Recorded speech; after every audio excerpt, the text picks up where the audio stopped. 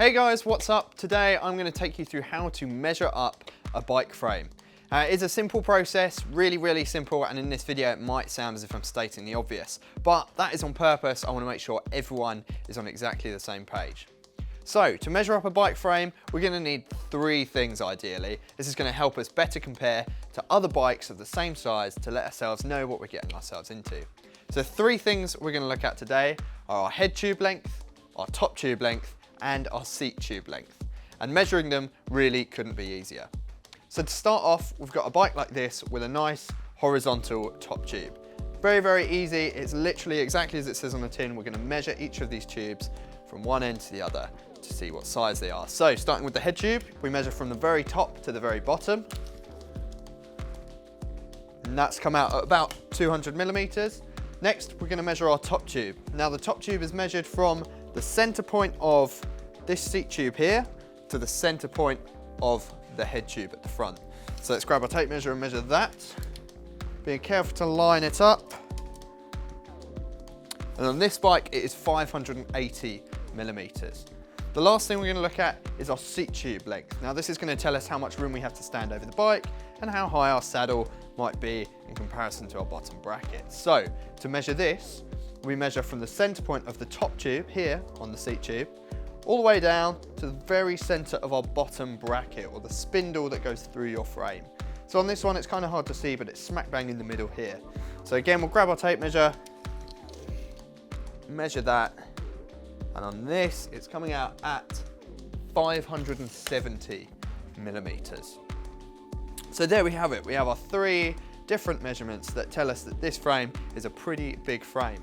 But what happens if your top tube isn't horizontal? Well, I'm going to show you exactly what happens with another bike.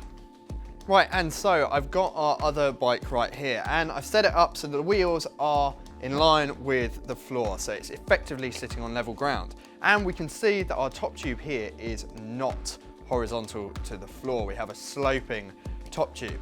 So how can we measure this effectively in order to compare it to the other frame? Because with this slant, the tube is actually going to end up being a bit shorter.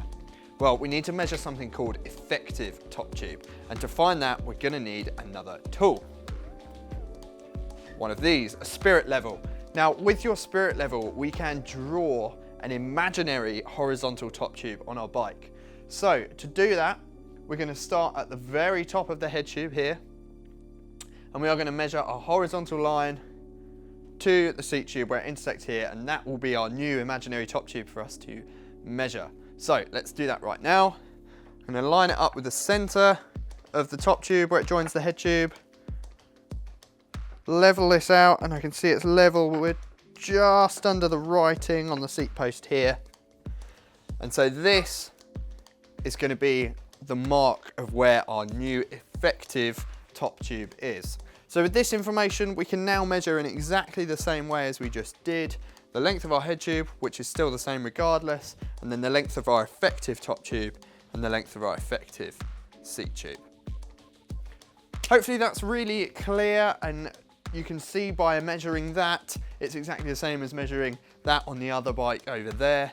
If you guys have any questions on how to measure a frame, I know I haven't touched on reach and stack, but that's kind of hard to measure. There are some simple ways to do it. But this is a really easy way. Even if you're in the shop, you can, take a tape measure with you, start measuring up a couple of different bikes and see how they might fit. One other tip is all the different bikes you ride, any bikes you like the feel of, try and take down the measurements, and eventually you will sort of build up a map of what size you're looking for and what you might like. Thanks for watching. If you have any questions, comment section below or get at us on social media. Until next time, enjoy the ride.